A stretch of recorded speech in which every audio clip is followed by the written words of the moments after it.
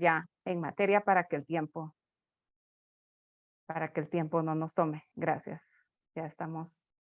Entonces acá, si ustedes recuerdan, hablamos de cómo durante las sesiones de hoy, 27 de septiembre y del 4 de octubre, vamos a ir haciendo una interrelación entre las intervenciones, las rutas y los procesos dentro de todo esto, ¿verdad?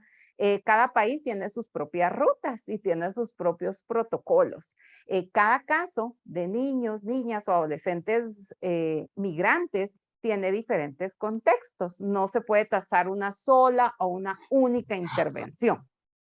De esta forma es que los organismos internacionales lo que han hecho es diseñar principios rectores.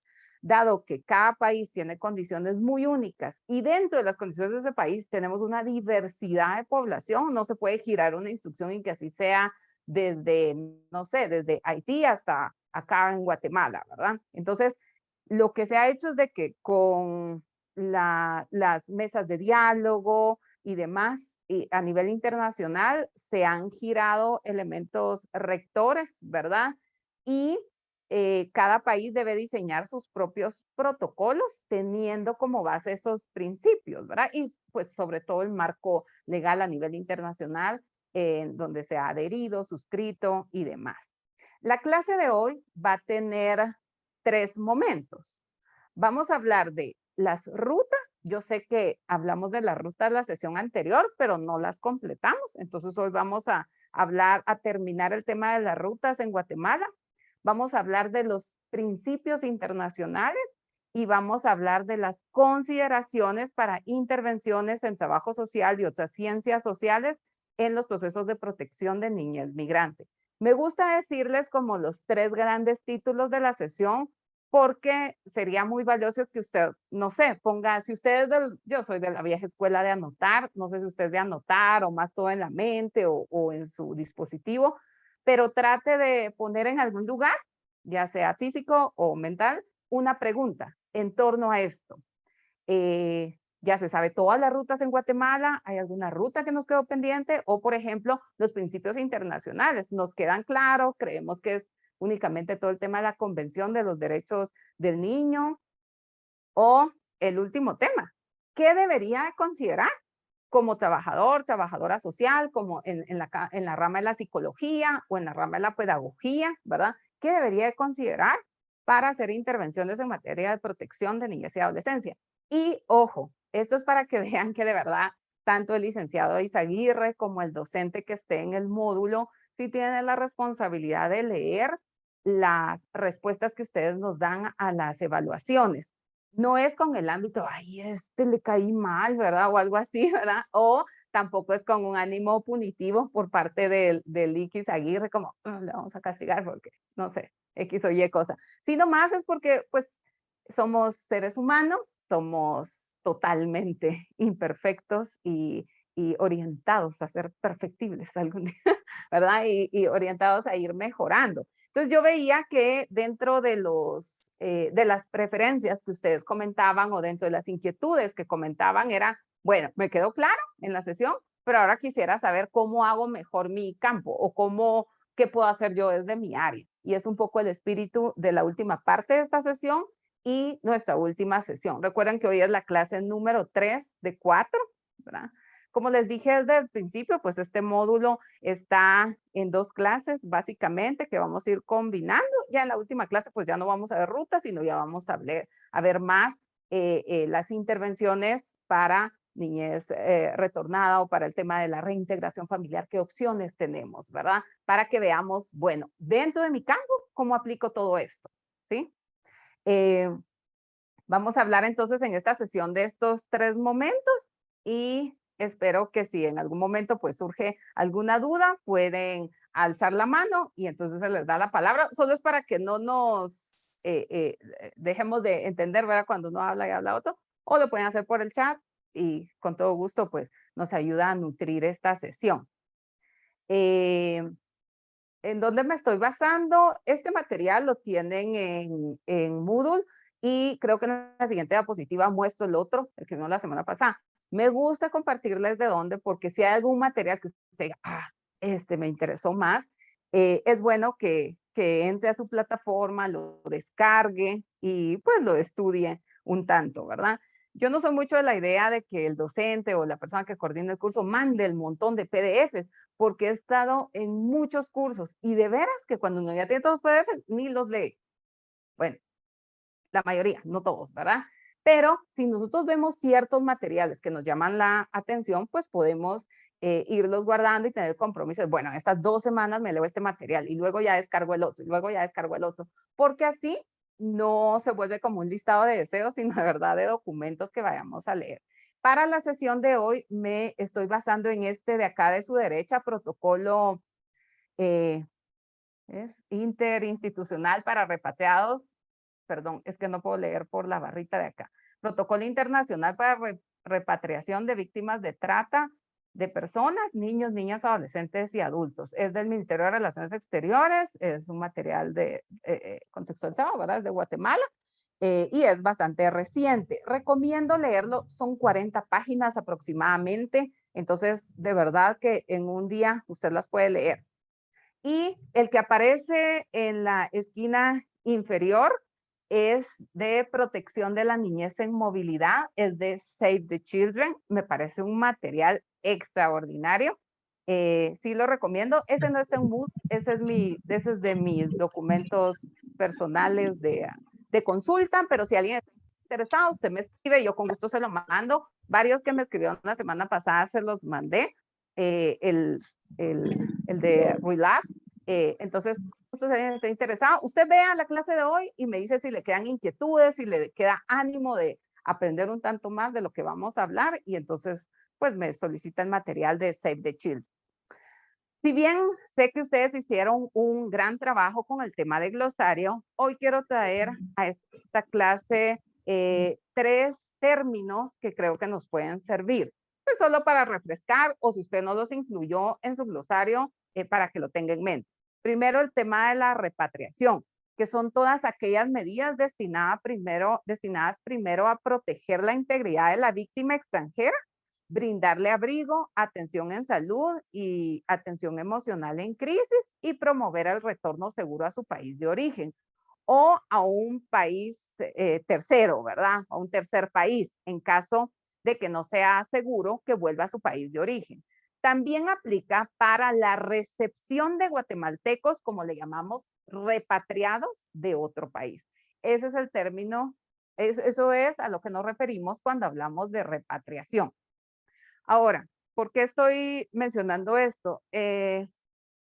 No sé si les ha pasado, pero yo antes de trabajar con alguien, algún niño, una niña, un adolescente que estaba en proceso, que estaba en migración o en estos procesos de movilidad, yo no conocía los términos. Entonces, cuando alguien me decía, mire, es que este niño, su papá va a ser repatriado. Yo, bueno, qué bueno, va a regresar a su país, pero no entendía todo lo que significaba, que de hecho puede haber mucho trauma en ese proceso, entre otros elementos, ¿verdad? Vulneración de derechos, etcétera. Entonces sí es importante que lo sepamos, o si yo atiendo casos de niñez y resulta que ese niño fue repatriado o los hermanitos, etcétera. Entonces sí tenemos que entender un poquito más los conceptos alrededor de las intervenciones que hacemos. El segundo término, que sé que muchos acá, incluso si usted trabaja en el tema de trata, puede estar muy familiarizado, pero si no es así, tengámoslo en cuenta. Voy a leer textual de el material que ustedes ven en pantalla. En relación a la trata de personas, se entiende como la captación, el transporte, la acogida o la recepción de personas recurriendo a la amenaza o al uso de fuerza u otras formas de coacción con fines de explotación. Incluimos aquí temas de prostitución, explotación sexual, servicios forzados, la esclavitud o servidumbre o extracción de órganos. Hace, no sé, un promedio de unos 2 siglos, se hablaba de trata de blancas. No sé si ustedes recuerdan o han escuchado que alguien usa ese término, ¿verdad? Porque esto, bueno, ¿saben qué? Levántenme la mano quienes han escuchado el término trata de blancas.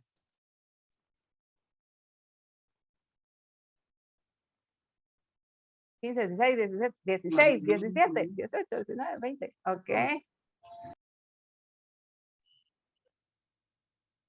Ok, gracias. Cerca de, ¿qué sería? El 20%. Por levantar la Ahorita mano. ya me bajó. Ok, gracias. Pueden bajar su mano. Esto ya me hace más sentido, ¿verdad? No sé si usted algún día lo usó o si todavía lo usa. Es un término muy antiguo y hacía referencia a las mujeres europeas que eran traficadas con fines sexuales. Por eso se decía trata de blancas. En la actualidad ya no es un término que deberíamos de usar, no es que sea del todo peyorativo o que descalifique, sino no es un término actualizado, mucho menos contextualizado. Y bueno, algo muy importante que quiero compartir, y es que no sé si están familiarizados con todo el tema de trata. Yo recuerdo que hace unos meses atrás me invitaron a grabar un podcast sobre el tema y platicábamos sobre la trata y me decía la persona con la que estábamos conversando, me dice, mira, lo que pasa es de que creemos que la trata es un lugar allá lejano en las Filipinas donde hay un bar y entonces ahí raptan señoritas y ahí están, pero la trata está más cerca de lo que nos gustaría. Según la ley de trata, hablamos cuando es captación, transporte, acogida o recepción de personas. Y es por eso que muchos pueden considerar, no sé si ustedes han escuchado que no les gusta ahora que digan coyotes, como popularmente conocemos en nuestro país, sino hablan de tratantes de personas, ¿verdad? Que están inmersos en la trata de personas. ¿Por qué? Porque la trata de personas abarca la captación, el transporte y la acogida o recepción, pero eso no significa que si yo soy un albergue oficial y yo voy a apoyar al que vino como una labor humanitaria. No, están hablando cuando es con fin de explotación. Entonces, muy interesante porque ahí podría estar la trata de personas más cerca de lo que nos gustaría, como muchos hemos escuchado en tiendas de residenciales, en tortillerías, en servicios domésticos, ¿verdad? Por mencionar algunos. Eh, Me aparecen acá 4 manos levantadas, pero, perdón, vamos a ver si quieren participar. Aquí tenemos al maestro Dubón. ¿Qué tal, maestro Dubón? Me aparece aquí con su mano alzada. Buenas tardes, Claudita. ¿Cómo están? Mucho gusto saludarles. ¿Qué tal? Qué gusto. ¿Dónde está?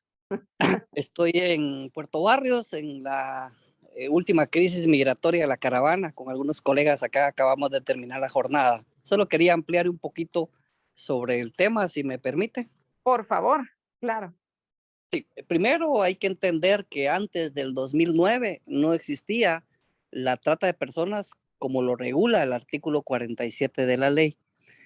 Inclusive cuando entra en vigencia la ley contra la violencia sexual y trata de personas, ni siquiera existía la violación sexual en niños, solo era tipificado como delitos deshonestos. A partir del 2009 se empiezan a tipificar otro tipo de delitos y es ahí donde se dan lo que establece el artículo 47 como la trata de personas. Y hay dos elementos claves en la trata de personas.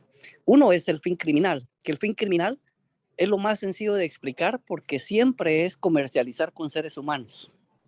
No hay otra forma más suave de explicar lo más sencilla que es el comercio con seres humanos. Los seres humanos no estamos hechos para ser productos. En consecuencia, no se nos puede explotar.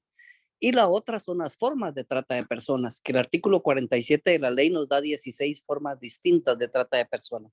Desde las más comunes, como la trata sexual o cualquier otra forma de explotación, hasta la mendicidad. Pero hay que recordar que existen dos tipos de mendicidad. Aquella mendicidad que tiene que ver con la explotación, cuando son tratantes los que están explotando, y aquella mendicidad que se da por pobreza. Y hay que tener cuidado de no criminalizar a las familias pobres por estar en mendicidad. Esos errores ya se han cometido en el pasado. Hoy por hoy nuestras instituciones como PGN y SBS han madurado mucho y hay que reconocerlo porque ya hay una mejor comprensión de los conceptos de trata de personas como lo establece la ley. Y hoy ya no se hacen operativos para rescatar niños que están en la calle en mendicidad porque hay que saber diferenciar y hoy PGN sí ha tenido mucha más capacidad de poder hacer esas diferenciaciones. Otro elemento que es importante de reconocer es que existen otras formas de trata que no son abordadas en el país. Diría yo que la trata más grave en el país no necesariamente la trata sexual, es la trata por explotación laboral. Y hay un informe muy bonito que se lo recomiendo, que lo pueden leer, yo lo he trabajado con estudiantes, que se llama Desigualdad a los tres tiempos, que pone al descubierto toda la explotación que se da en las tiendas de barrio y en tortillerías. Se habla de cerca de 400,000 a 600,000 niñas que son explotadas. Eh, entonces, creo que hay que saber definir. Ahora, donde hay que tener cuidado es no confundir la trata con el tráfico, porque es muy cercana, pero tiene características distintas. Ahora, la movilidad humana sí da cabida a mucha trata de personas. En los contextos de flujos mixtos de personas, sobre todo los niños no acompañados, sí pueden caer en redes criminales, no solo de tratantes, sino que también de traficantes y también de narcotraficantes, pueden ser víctimas de una serie de delitos. Solo quería hacer esta ampliación, Claudia, para ir dejando un poquito de más claridad en cuanto a lo que es el tema y aportar un poquito en el tema. Y estoy de incógnito hoy metido en el grupo, saludando a todas y todos los estudiantes. Es imposible que esté de incógnito, pero gracias por robustecernos. Algo que nunca tengo reparo en decirle al maestro Dubón es que siempre nos habla desde el tecnicismo, pero también mucho desde el corazón, del día a día a día. Entonces, muchísimas gracias por ampliarnos en ese tema. Luisa Castillo, por favor.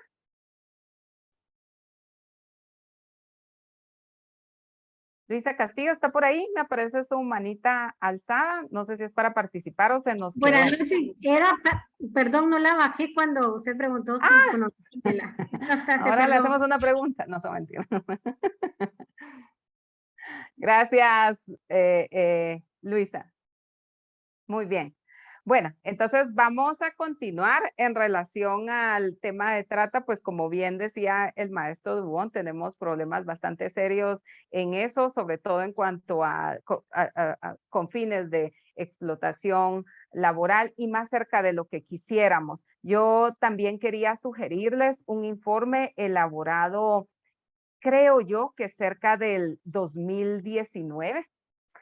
Les voy a decir específicamente, denme un segundito porque por acá lo tenía anotado.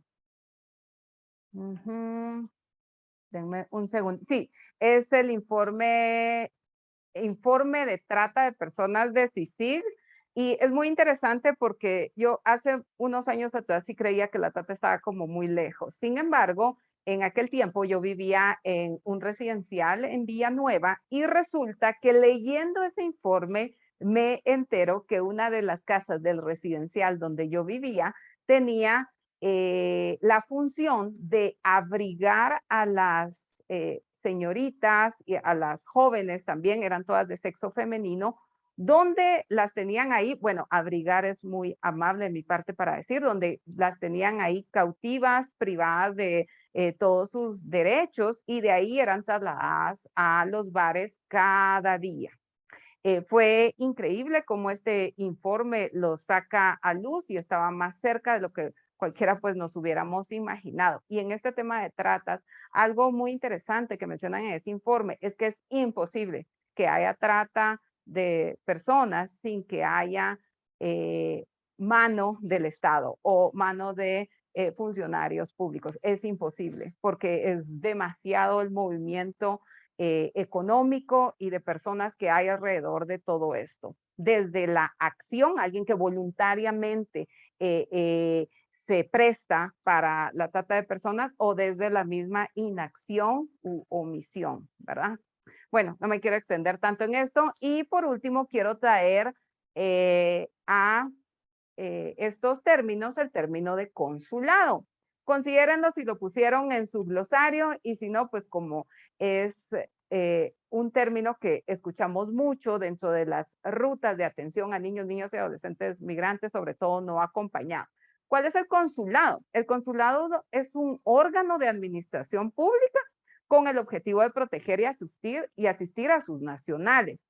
Pregunta, ¿cuál es la diferencia entre un consulado y una embajada? ¿Alguien sabe la respuesta?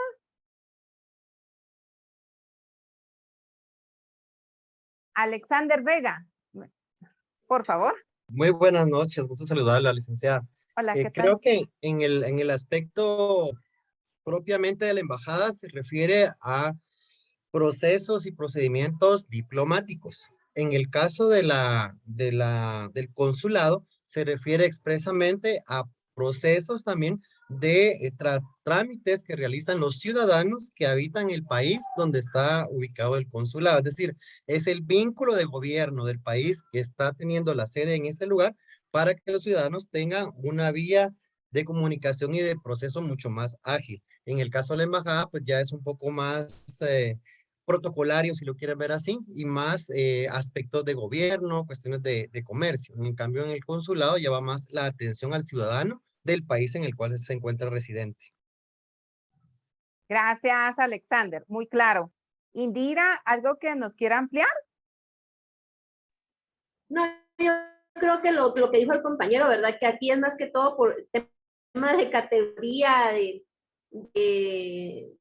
entre embajada y consulado, ¿verdad? Y como dice uno, pues ya se dedica más al tema de trámites, que es en sí el consulado, los trámites muy específicos, y lo que son las embajadas ya es lo más diplomático en sí en un país.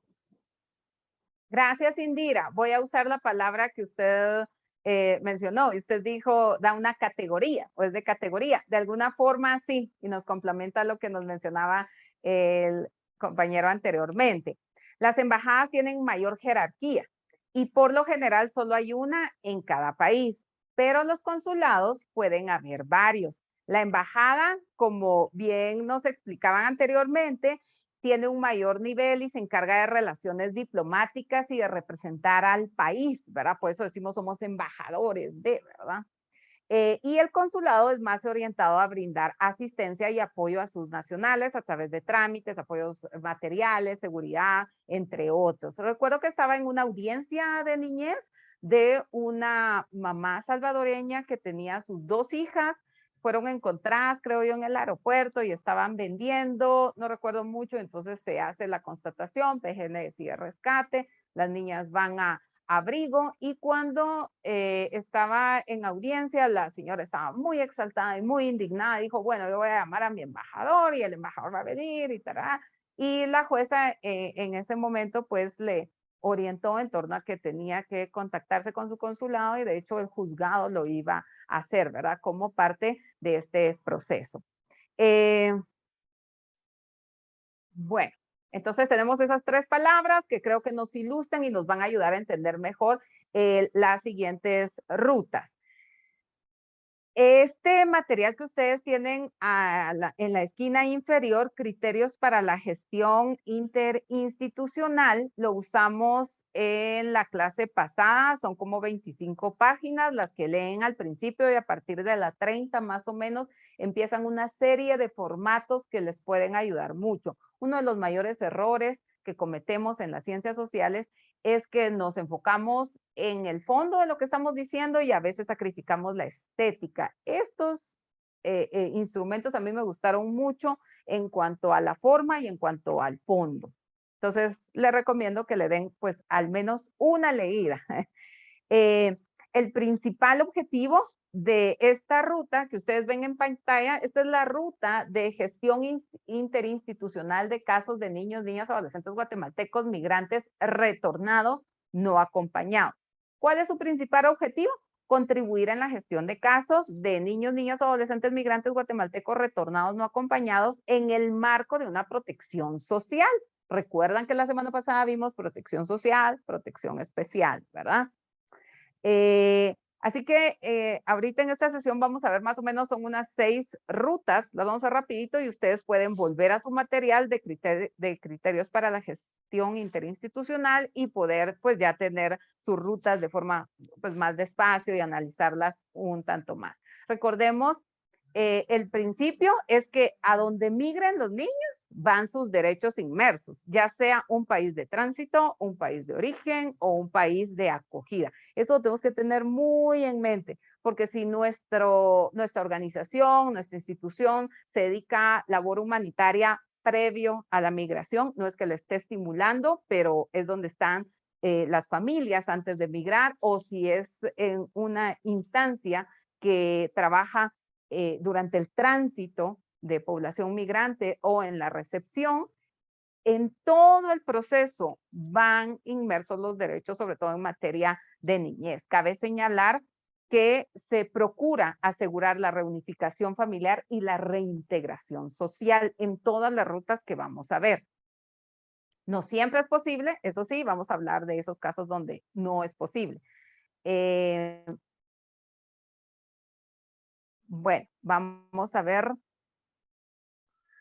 En todo momento, nosotros como profesionales en cualquiera de nuestras ramas debemos de velar porque haya un trato digno, que haya celeridad, es decir, que no demore meses y meses o días y días, ¿verdad? Un proceso, que haya legalidad y algo muy importante, que haya calidad humana.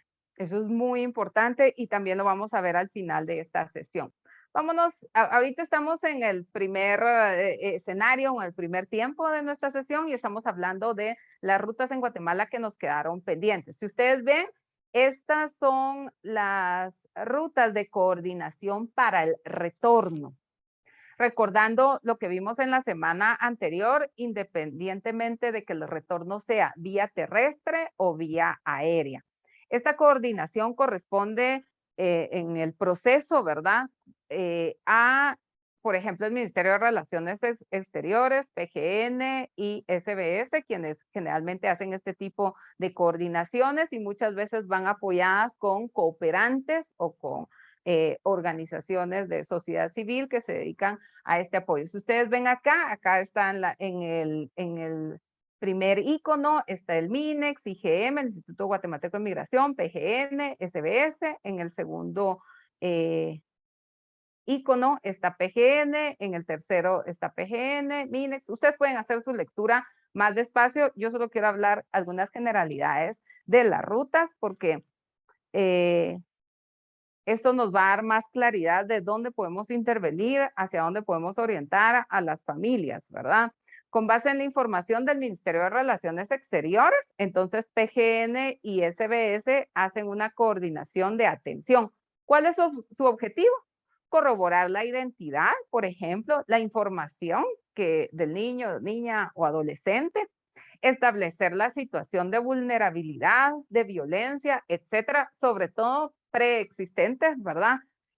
Algo muy interesante y que se da mucho en el tema de migración y sobre todo en retornados es que creemos que ya con que vuelva a su país y a su familia va a estar bien. Y en algunos casos pueden ser jovencitas, jovencitos, niños que estaban huyendo justo de ese contexto que es el que los tiene en riesgo. Entonces es muy importante el análisis de los casos y es por eso que estas instancias, tanto MINEX, PGN y SBS, deben identificar condiciones previas de vulnerabilidad o posibles de riesgo, ¿verdad? También se coordina la asistencia en torno a favor de los niños, niñas o adolescentes. En el caso de niñas entregadas, por ejemplo, es muy importante evaluar médicamente, también emocionalmente a los niños, aunque no haya vocabulario, es decir, que sean niños muy pequeñitos, o también cuando son jóvenes y sencillamente están en un tipo de bloqueo, ¿verdad? Y no quieren mayor interacción. Es importante que hayan profesionales de diferentes ramas, sobre todo en el campo de la psicología, para que puedan hacer intervenciones oportunas. No se trata que le vamos a dar todo un plan terapéutico, porque va a ser algo rápido, pero sí un tipo de evaluación y sobre todo atención en crisis. Yo recuerdo que hace un par de años fui a dejar a unas niñas en frontera en uno de nuestros países hermanos en Centroamérica, no recuerdo si era en El Salvador o en Honduras, fue antes de las caravanas y de todo eso, y recuerdo que cuando fui íbamos con PGN y con una ONG, no recuerdo mucho, y cuando llegamos a frontera, yo creí que íbamos a entrar a una oficina, íbamos a exponer el caso, íbamos a ver alguna información y no fue así. Sencillamente la mamá se bajó del vehículo del cónsul empezó a gritar que eran sus hijas, los señores del país centroamericano le pidieron que firmara unos papeles, lo firmó y las niñas se fueron con ella. No me parece que haya habido una coordinación muy minuciosa en torno a si las niñas iban a volver a un entorno inseguro o no, solo por ser la mamá no es una razón, y no estoy demeritando de ninguna manera la maternidad, sino no es la única razón por la que un niño vaya a ser reintegrado o reunificado, ¿verdad? Tenemos que tener un análisis más crítico al respecto. Eso fue unos años atrás y espero que con el tiempo haya pues mejorado ese proceso. En nuestro caso, como guatemaltecos y como instancias en Guatemala, no teníamos injerencia en lo que procedía en ese caso de ese país. Por favor, maestro Dubón, y después la licenciada Jania. Muchas gracias. Dos aportaciones más en lo que está explicando Ligda Claudia. Uno es que hay que recordar que hay dos procedimientos distintos en cuanto a la niñez migrante no acompañada. Un grupo de población son los niños retornados de Estados Unidos que ingresan a través de Fuerza Aérea o en la frontera de Tecumumán. Este es un procedimiento puramente administrativo con la intención de agilizar el proceso de retorno a sus ambientes familiares. Hay que recordar que Naciones Unidas le apuesta mucho por la preservación familiar y ese es un concepto que tenemos que tener muy claro.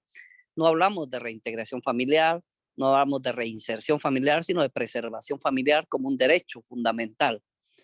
Y el otro tiene que ver con los niños no acompañados que no son guatemaltecos y que están en tránsito por Guatemala. Ahí lo que procede sí es ponerlos a disposición de un juez, mientras que los niños en un procedimiento administrativo pueden estar hasta 72 horas en nuestras raíces. Puede ser mucho antes porque a veces las familias se presentan muy rápidamente, pero un máximo de 72 horas. Y con los niños no guatemaltecos hay que recordar que ACNUR y el Sistema de Naciones Unidas siempre maneja el concepto de que los niños son niños donde están y no de donde vienen. En consecuencia, hay que preservar y garantizar sus derechos humanos desde la entrada al país. Aquí lo que sucede es que ya hemos ido madurando. Hoy ya PGN está haciendo comités de determinación de interés superior, que es la observación general número 14 de la convención, pero también está en el examen periódico de Guatemala como uno de los asuntos pendientes de país, del interés superior. Ahora ya se están empezando a integrar, ya hay algunas experiencias positivas de integración de comités de determinación de interés superior.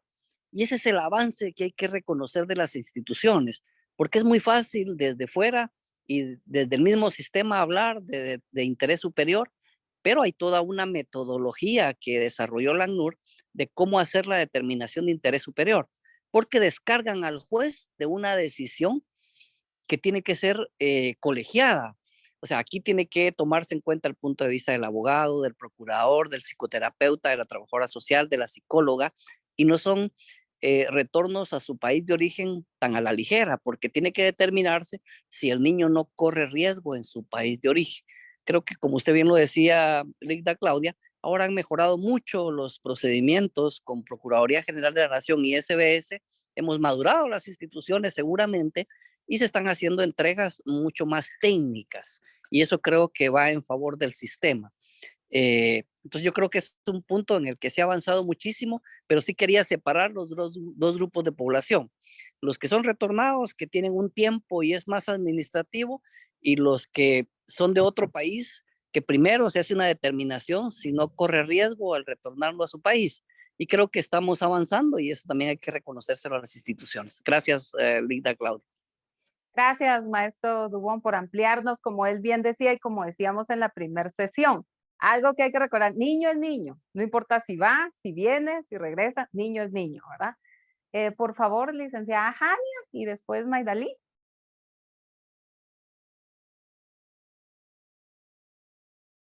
Jania Guadalupe. Sí, Leida, no sé si me escucha, perdón. Sí. Gracias.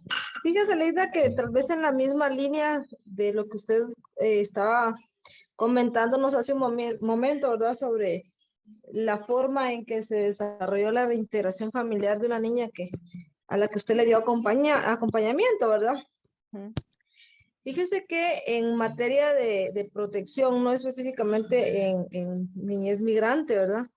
Pero nosotros hemos tenido dentro de los gajes del trabajo casos en los que los niños son de origen extranjero, ¿verdad? Hables de Honduras, Salvador, Nicaragua. Y específicamente tuvimos un caso en particular de un niño hondureño. Y se hicieron los abordajes, ¿verdad? A través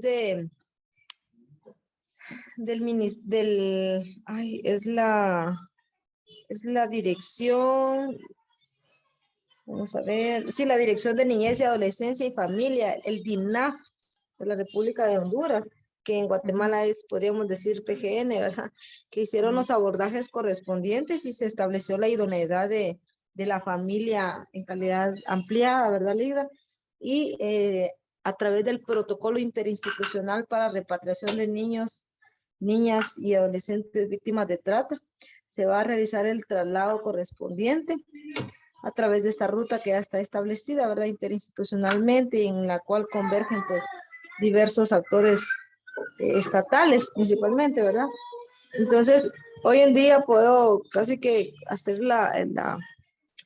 el comentario personal de que en comparación con el ejemplo que usted nos daba, pues ahora hay un poquito más de coordinación, ¿verdad? Entre países para establecer si es posible una reunificación familiar, en qué condiciones y a qué ambiente y estructura y núcleo familiar va a ser reunificado el niño, ¿verdad? Ya no se hace pues solo de trasladarlo porque es su país de origen o es su familia biológica, ¿verdad? Se hace ya una investigación y se canaliza todo a través de este protocolo, ¿verdad, Lida? Que también pues es del conocimiento de los profesionales que estamos dentro del sistema de protección judicial, únicamente. Excelente, muchas gracias. Como decía el maestro Dubón, hemos ido madurando. Mi experiencia fue hace algunos años atrás, pero estas rutas nos dan más claridad y como más argumento técnico, de verdad, para poder identificar los mejores procesos. Maidalí, por favor. Buenas noches para todos. Muchas gracias por el espacio. Gracias a usted. De acuerdo a lo que menciona y viendo la ruta que usted muestra en la pantalla, se da también de que estamos por parte del Instituto Guatemalteco de Migración, específicamente en la unidad de niñez, en donde a través del Código de Migración se establece que se crea la unidad de atención directamente y protección a la niñez y adolescencia, que ahora es WAMNA, en donde esta unidad apenas lleva poco tiempo, pero se pretende de que se dé una actualización al protocolo en donde se involucre a la unidad como parte también del IGM en atención directamente a niñez y adolescencia. Ya en el campo de trabajo, pues ya estamos involucrados.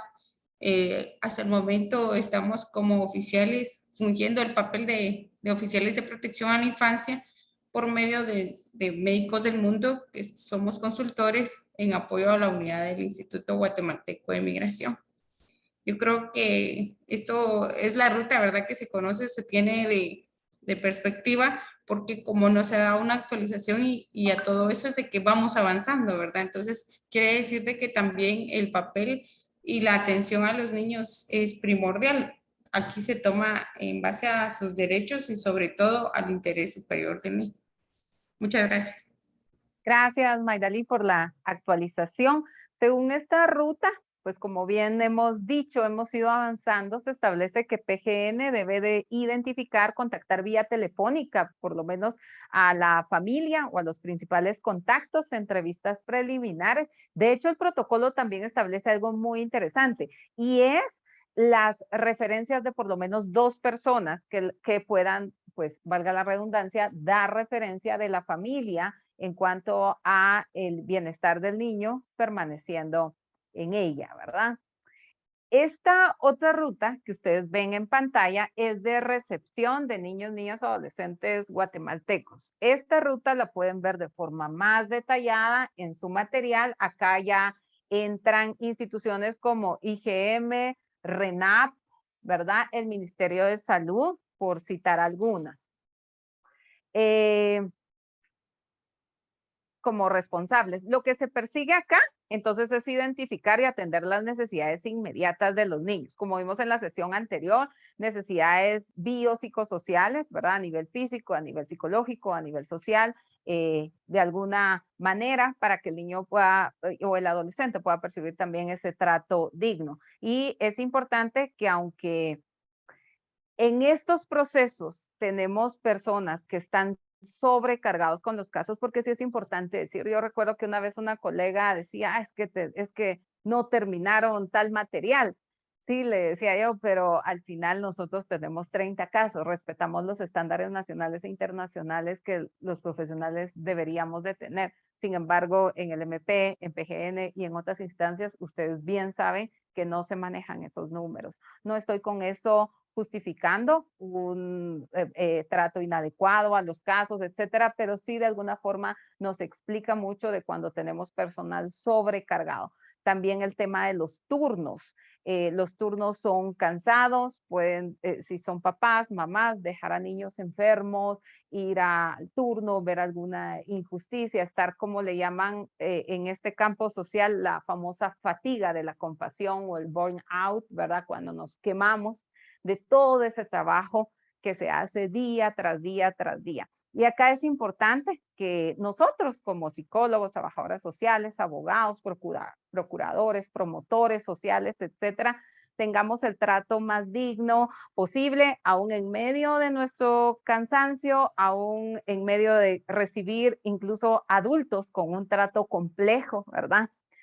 Recordar que específicamente en el tema de niños, niñas o adolescentes han vivido una situación complicada, sin pensar en quienes han sufrido un trauma severo, donde han dejado a su persona significativa en otro país o incluso pudieron ver morir a alguien, sufrir algo en carne propia, como un tipo de violación sexual, entre otros. Entonces, el tener esa sensibilidad hacia el trato a los casos en cualquiera de los pasos de las diferentes rutas, sí es muy importante que lo mantengamos en mente. Una recomendación que siempre hago cuando doy este tipo de capacitaciones o de cursos es que nos presentemos. Yo sé que esto va a sonar como un tanto trillado, pero de verdad hace toda una diferencia. Yo siempre recomiendo que usted como profesional se presente ante el niño, la niña o el adolescente y hace una gran diferencia. Yo he tenido que llevar a veces a niños a evaluaciones de INASIF, a audiencias, bueno, yo he tenido audiencias recientes, pero también sufrí las de hace años cuando ponían un biombo, una cosa de madera ahí que medio tapaba al que al que era sindicado de algún delito, ¿verdad? Y el niño le veía y uno estaba ahí acompañando y le llamaban la atención si uno medio abrazaba al niño, ¿verdad? Porque decían que iba a afectar su declaración. Entonces, en medio de todos esos procesos complejos, en el caso de niñez migrante, ¿verdad? Y sobre todo no acompañada a aquellos que tienen temor de regresar a la comunidad de la que quizás escaparon o que tienen, que manejan mucha vergüenza, mucha ansiedad, mucho sentido de derrota, de no haber logrado aquel sueño por el que se fueron. Nadie se va porque quiso y ya se fue, porque se fue a pasear, ¿verdad? Se fue porque consideró que tenía menos oportunidades o porque definitivamente tenía menos oportunidades. Así que tener ese sentido humano de presentarnos, hola, yo soy Claudia Luján, soy trabajadora social y voy a llevar tu caso. Necesito hacerte algunas preguntas, etcétera, ¿verdad? Y continuar. Sí es muy importante esa presentación, un buen día, una buena tarde, una buena noche, etcétera, ¿verdad? De verdad puede hacer toda la diferencia en el trato de la niñez, sobre todo si hablamos de niñez que ha sufrido muchos elementos de trauma y sobre todo trauma relacional, aquello que otro adulto rompió, ¿verdad? Como dice la doctora Karen Purvis, un trauma o algo que se ha roto en una relación solo se puede reparar con otra relación. Somos seres relacionales, ¿verdad? Entonces, procuremos hacer la diferencia al presentarnos, al explicar qué voy a hacer, si voy a hacer un examen, si le voy a hacer unas preguntas, si vamos a ir a cierta habitación o algo así donde hay otros niños, etcétera. Un saludo, un gracias, un por favor. Yo he tenido muchos niños que no se nos permite tener un contacto físico como abrazarlo, etcétera, pero a veces sí le he preguntado, ¿quieres que te dé la mano? ¿Necesitas un vaso de agua? Etcétera, ¿verdad? Para ser respetuoso con el niño, la niña o el adolescente, pero también tener esa sensibilidad. Preguntas como, ustedes pueden ver en el cuadro que aparece abajo, ¿cómo te sientes? ¿Necesitas algo? ¿Algo más que quieras compartir? Etcétera, ¿verdad? Los niños deberán pasar por el control migratorio, por entrevistas, hagamos la diferencia para que nosotros, ¿verdad? Podamos representar un poco de calidez o de sentido humano en medio de todo ese proceso. Recuerde cómo se siente usted. No sé si ha tenido la experiencia reciente de ir a un hospital público, un hospital privado. Recientemente bueno, no recientemente, hace un tiempo atrás, mi esposo tuvo una sobreinfección, un tipo de celulitis, así que estaba muy grande su pierna y entonces tenían que, pues quienes conocen este proceso saben de que es muy desagradable. No voy a ser muy descriptiva, pero hay que extraer mucho de la materia en el tejido para quitar la infección y antibiótico intravenoso, etcétera. Justo cuando el médico le estaba explicando el procedimiento que iba a llevar a cabo y estábamos viendo la pierna, estaba enorme, caliente, hinchada, muy desagradable. Cuando estábamos hablando de eso, entra un personal del hospital y le dice, mire, ¿va a querer pollo guisado, tamal o pepián, ¿verdad? Por ejemplo, para almorzar. De verdad, solo nos quedamos todos callados porque solo pudimos asociar toda la enfermedad con todo lo que él estaba diciendo y fue muy desagradable, muy poco humano, pues claro, nosotros como adultos ahora lo tomamos como chiste. Sin embargo, cuando no tenemos la sensibilidad en el trato, sí podemos terminar de agudizar el trauma de un niño, niña o un adolescente en el proceso.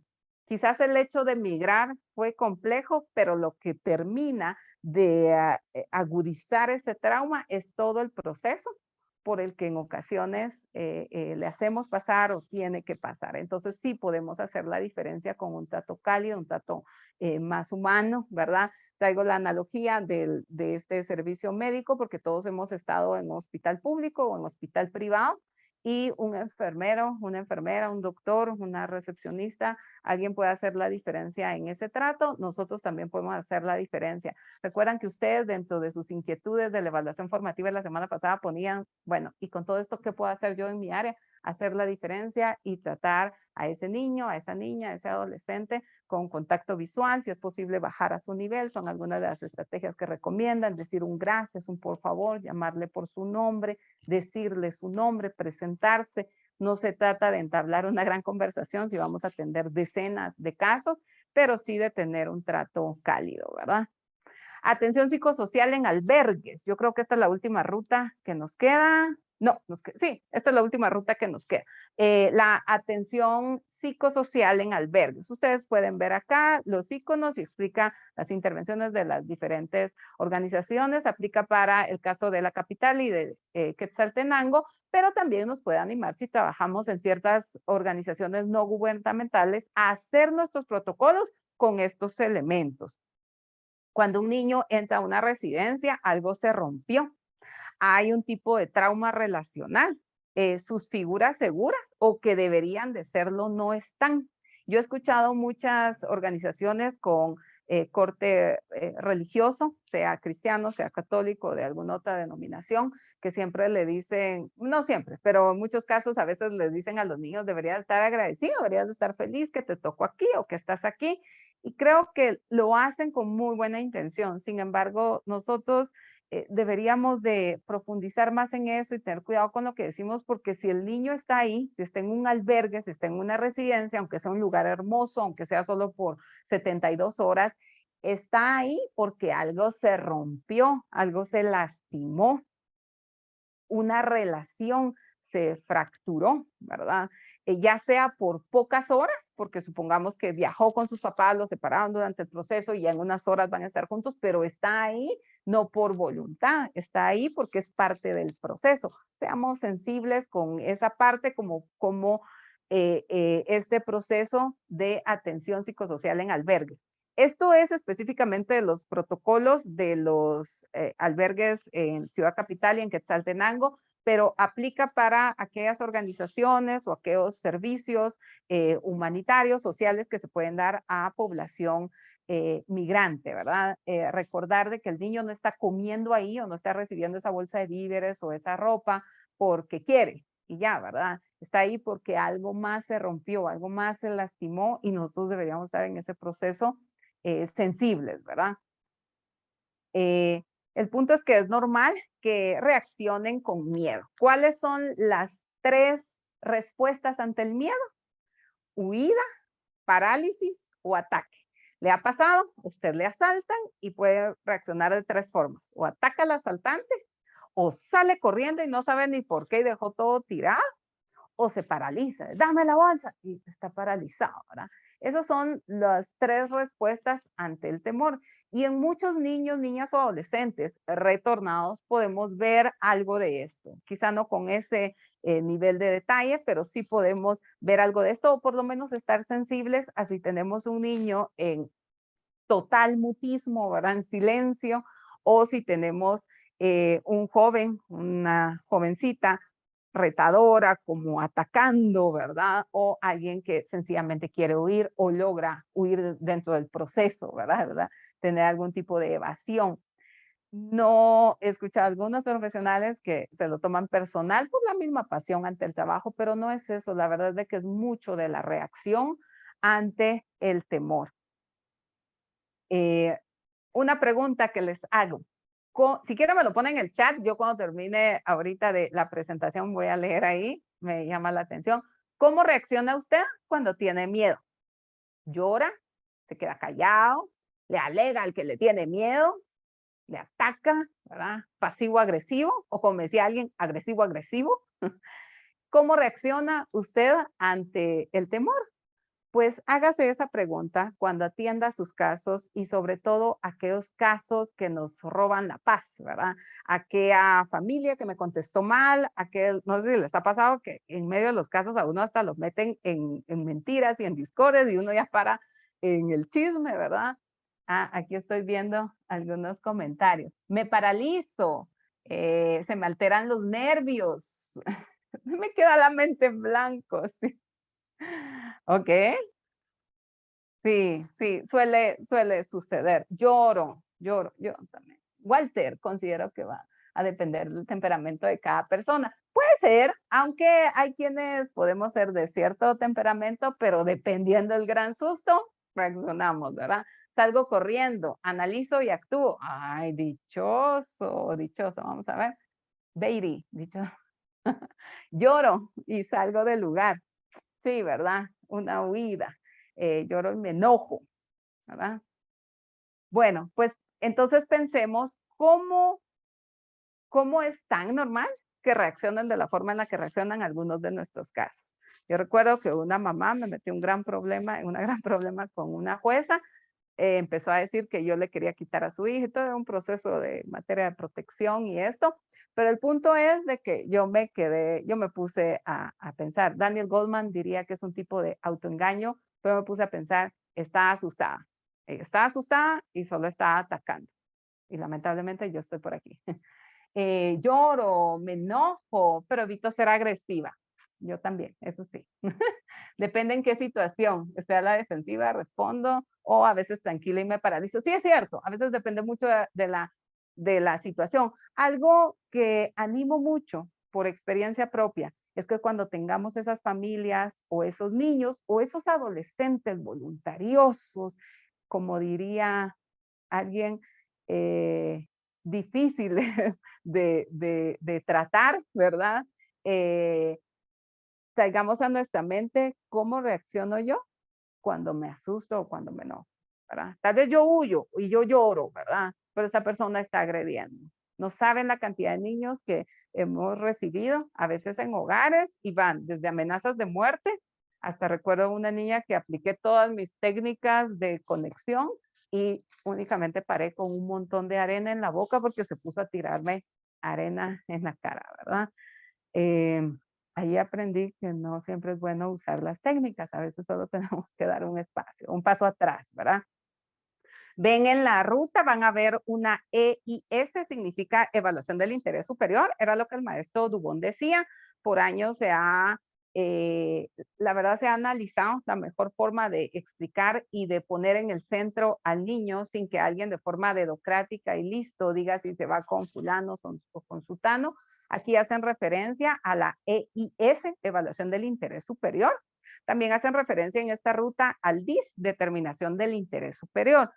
En el documento base pueden encontrar más herramientas y en equipo multidisciplinario deberíamos de identificar ese interés superior en función de poder decidir lo mejor para el niño. Como bien nos mencionaba anteriormente el maestro Dubón, es la observación número 14 que ha tenido un exhaustivo análisis. Si no mal recuerdo, el doctor Cardona Lloren mencionaba que pasaron cerca de 2 años viendo cómo regían ese interés superior para que todos los estados pudieran tomar decisiones en función de este y no usarlo como muletilla por el interés superior, pero es mi interpretación de interés superior. Así que por eso es bueno que demos una leída a la observación número 14.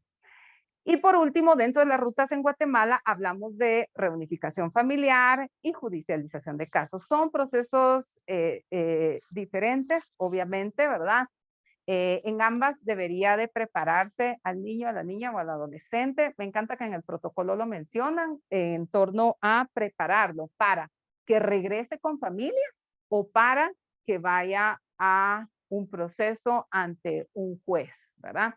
Psicología debería de apoyarnos, quienes somos trabajadores sociales, abogados, etcétera, en la rama de la psicología para que pueda comunicar de la forma más saludable al niño según su madurez y según su capacidad y su estabilidad en ese momento para tener la información. Y si esto no es opción, también deben de informar de una forma lúdica o a través de alguna sesión, etcétera, ¿verdad? Algo muy importante de recordar al niño, sobre todo a los niños pequeños, ¿verdad? Es que ese no es un castigo. No saben la cantidad de niños que yo he tenido en hogares, tanto de Guatemala como por orden de juez, dado que fue encontrado en frontera, etcétera, y no se encontró familia. Pero cuando les preguntamos a los niños, ¿tú por qué estás aquí? Me dicen, porque salía corriendo a la tienda, porque a mi mamá no le gustaba que yo anduviera en la calle.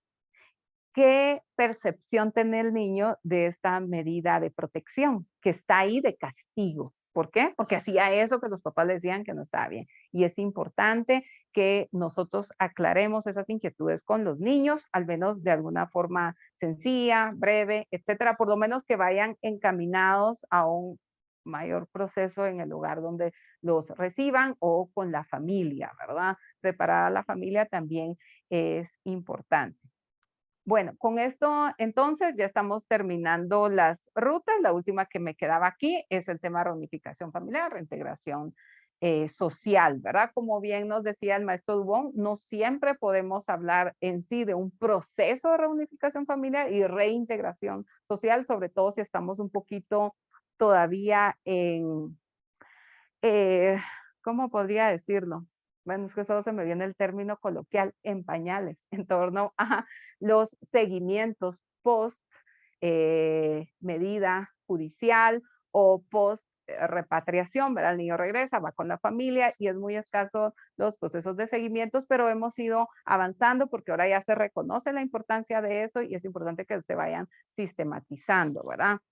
Esta guía establece que en caso de que la familia tenga alguna dificultad para apersonarse en el albergue, esto lo establece la guía de forma teórica. Sé que muchos me van a decir que eso no funciona en la práctica, pero les quiero decir lo que la ruta establece.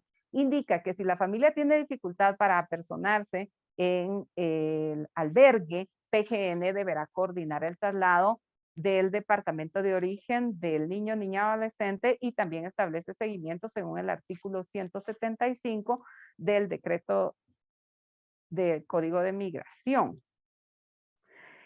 Yo sé que en términos generales no funciona tan así, pero sí debemos conocer lo que se procura con nuestras herramientas o con nuestros protocolos o con nuestras rutas a nivel de país, ¿verdad? Luego de haber determinado, por ejemplo, que la familia es idónea, PGN elabora un acta administrativa de reunificación familiar que deberá contemplar un compromiso informado por parte de ese recurso familiar, y esta guía que ustedes han tenido en Moodle y que pueden ver en pantalla, establece que el personal de SBS y de PGN deberán dar una charla informativa sobre los riesgos de migrar, compromisos de protección de la familia, los derechos del niño, etcétera, ¿verdad? Ahora, muy importante, estas capacitaciones o estas conversaciones que se deban tener no es un regaño, tampoco es una criminalización, ¿verdad? Sino es más un proceso de visibilizar lo que es la migración. Y saben ustedes, algo que me gustó mucho el material de Save the Children que les mostré al principio, es que ellos dicen, ellos dan herramientas pre-migración, durante la migración y post-migración. Lo interesante es de que ellos dicen, en ningún momento se está prohibiendo o considerando como delito el migrar. Lo que se está haciendo es preparar a la gente, y sobre todo en materia de niñez y adolescencia, si están decididos a migrar. Están conscientes que hay personas que lo van a hacer independientemente de los riesgos. Pero entonces, qué mejor que sea un riesgo informado, ¿verdad? No es lo ideal, pero es mejor a ir sin siquiera conocer al respecto. Tienen unas pautas muy interesantes si alguien lo quiere leer. Ahorita le doy la palabra a Indira. Dice, por ejemplo, si es un joven que va a migrar, recomiéndele que lleve una libreta donde estén 2 o 3 contactos a quienes, con quienes comunicarse en caso de emergencia en su país de origen o en el país de destino, que lleve teléfono con saldo, ¿verdad? Hay quienes dicen, no voy a llevar nada por cualquier cosa, o quienes dicen, voy a llevar mi teléfono y en el camino compro saldo, pero es importante que se les prepare con algunas de estas cuestiones básicas. No es incentivar la migración, pero tampoco es ni criminalizarlo, ni tampoco imaginar que no pasa para que tal vez así no pase, ¿verdad?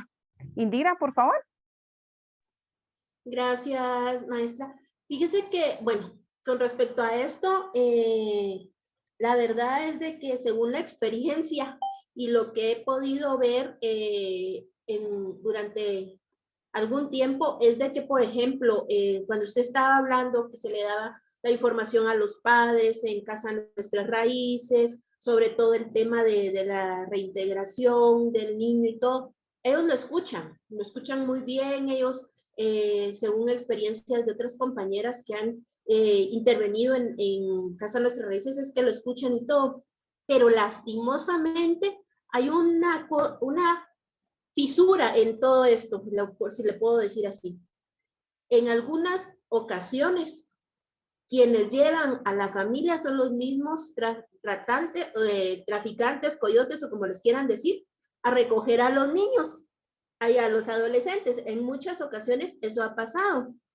O por ejemplo, cuando aquí dicen que elaboran un plan para seguimiento, cuando se les va a hacer las visitas domiciliares para darle el seguimiento por parte de la SBS, los chicos ya tienen más de 15 días a veces de haber migrado, porque, por ejemplo, salieron el 15 de agosto de Casa Nuestras Raíces, 16, 17, ya volvieron a migrar porque el mismo coyote les da tiempo para llevarlos, o sea, generalmente duran, si mucho, 48, a veces 48 horas en su casa, o a una semana, 2 semanas, y vuelven a migrar. Entonces, si es la intención del seguimiento, a veces se complica por el mismo tema de, como le digo yo, reciben las charlas los papás, los adolescentes y todo, pero a veces los están esperando los coyotes afuera de Casa Nuestras Raíces, porque ellos son los que llevan a la familia, ¿verdad? Porque tienen el compromiso, ¿verdad? Porque dicen son 3 intentos para los chicos, ¿verdad? Entonces todo ese proceso para que ellos no pierdan, ¿verdad? Los coyotes. Entonces sí es un fenómeno bien interesante, porque a pesar de que acaban de recibir la concientización los padres, vienen y vuelven a dejar a sus hijos también en el tema de que migren, ¿verdad? Y no acatan también algunas de las recomendaciones que usted bien mismo decía, ¿verdad? contactos, algo para que los identifiquen y todo en el proceso. Eso era ahorita. Gracias, Indira. Voy a poner un ejemplo construyendo en lo que usted establece, ¿verdad? Se le da la charla, pero no, pues al final todos los demás elementos parecen ser más fuertes. Una joven de cerca de 13 años le dice a su mamá que los pandilleros en el área de Escuintla, no recuerdo si eran Escuintla. El punto es que los pandilleros le estaban pidiendo que se uniera con ellos en una unión libre, no de pandilla, ¿verdad? Sino una relación sentimental. Y ella tenía mucho miedo porque ya la habían amenazado que o lo hacía o la iban a abusar sexualmente. Así que la mamá aterrada corre a los juzgados y si ustedes recuerdan era una práctica común, ahora es mucho menos, en los juzgados de niñez y adolescencia y le dice al juez de que su hija está siendo víctima y que por favor la ingrese al hogar en aquel momento, el hogar solidario, ¿verdad? En San José Pinula con el gobierno de la UNE recién estrenado ese hogar. Entonces la joven va a ese hogar, está ahí un tiempo, es librada de los pandilleros, sale de ese hogar y ¿qué es lo que pasa? Nada cambió en su entorno. Es exactamente lo que pasa con las familias de retornados. ¿Qué razón tienen para no volverlo a intentar? Si acá está su vida en riesgo, si acá también pueden morir. Muchos, en algunos casos pueden decirnos, es que si me voy, es probable que me muera, pero si me quedo, es seguro que me muero. Entonces, algo que debemos de tener en cuenta es la importancia del seguimiento de los casos, ya sea post una medida cautelar, post repatriación, post reunificación o reintegración, ¿verdad? ¿Por qué? Porque eso es lo que hace sostenible a lo largo del tiempo. Al final esta jovencita regresa a su familia, nada había cambiado, entonces le dice a la mamá de que conoció un, como le decimos popularmente, un coyote que se quería ir con él a los Estados Unidos.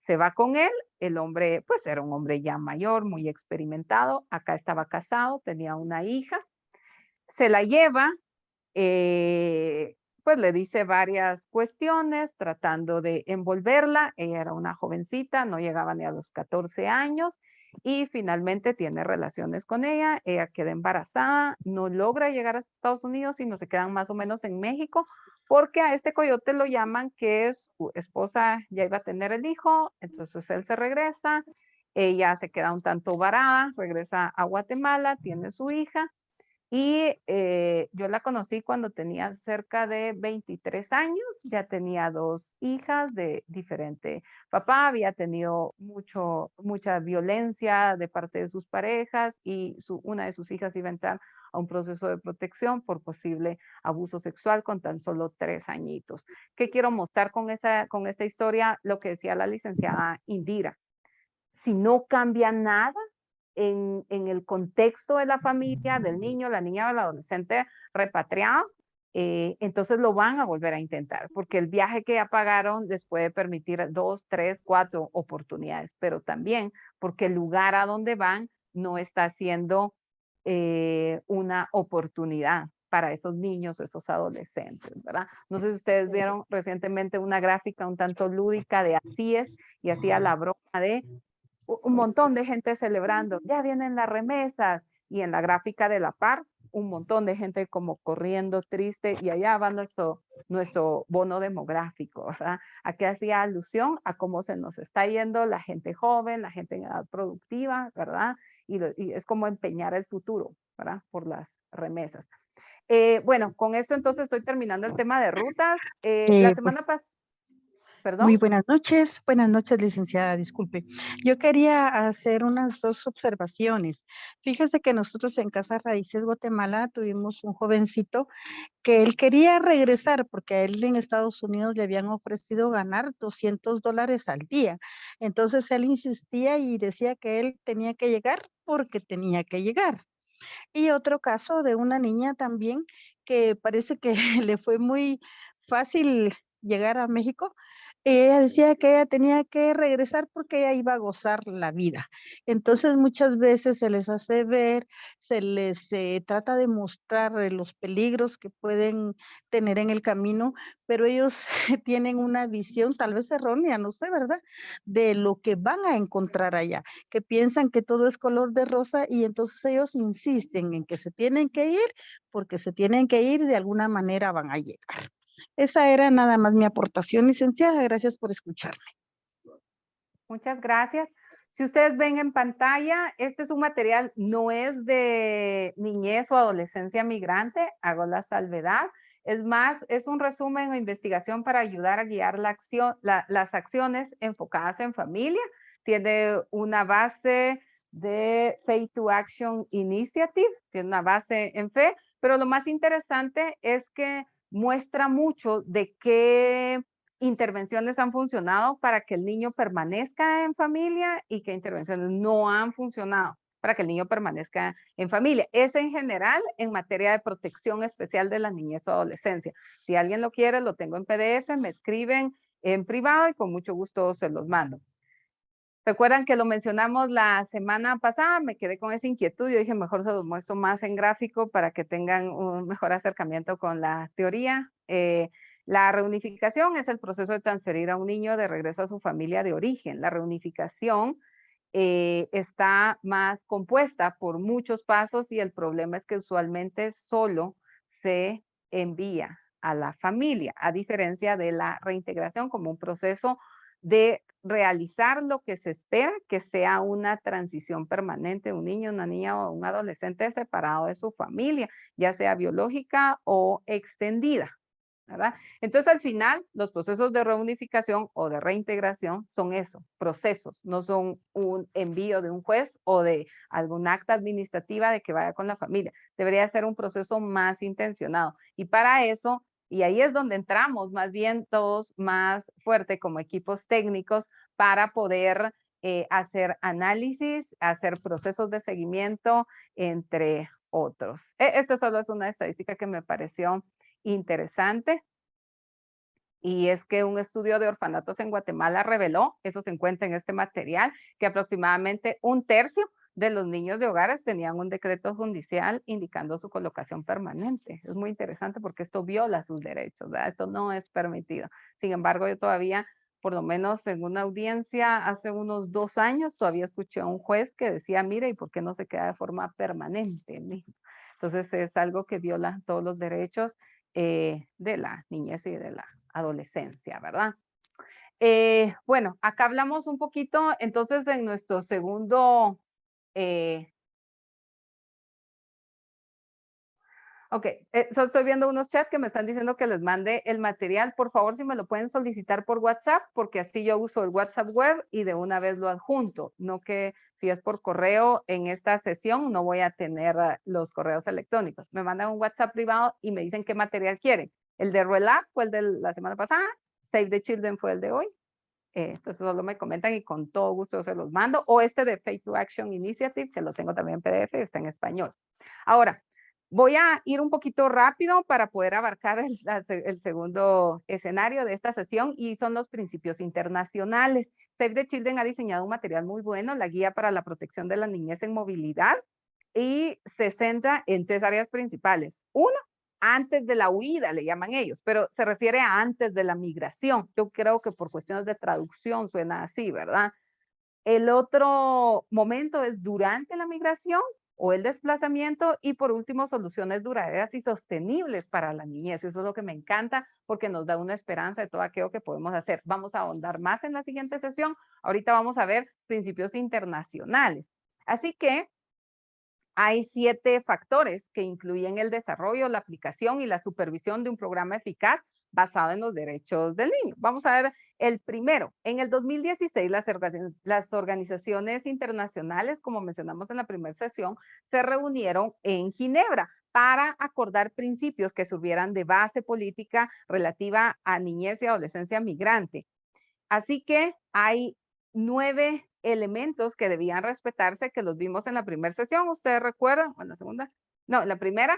Después vimos un video, etcétera. Y ahora vamos a repasar un tanto a más de qué hablamos cuando hablamos de estos principios como garantes en nuestra niñez o en nuestra adolescencia migrante. Número 1, comprender y aplicar los principios, comprender y aplicar los principios de los derechos de los niños, ¿verdad? Para eso, pues obviamente debemos de conocerlos.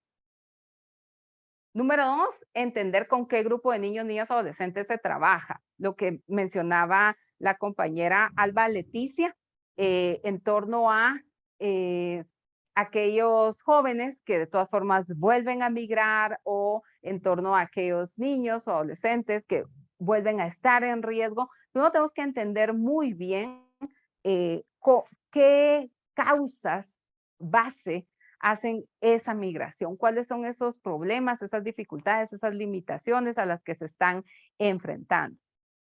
Recordemos que cuando hablamos de niñez migrante también podemos incluir a refugiados o los solicitantes de asilo. Ustedes lo deben de haber incluido más a detalle en su glosario.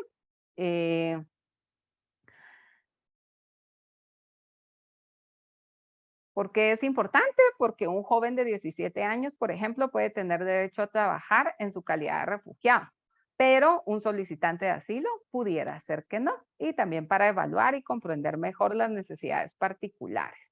Número 3, comprender los marcos jurídicos y normativos pertinentes y las normas internacionales. No tenemos que ser abogados, pero yo siempre recomiendo, si trabajamos con adulto mayor, conocer la normativa del adulto mayor. Si trabajamos con mujer, conocer todo el tema de femicidio, etcétera. Si trabajamos con niñez, si trabajamos con niñez migrante, debemos de conocer esos marcos de actuación. Yo lo diría como leyes para no abogados, ¿verdad? Por lo menos algunas cuestiones generales.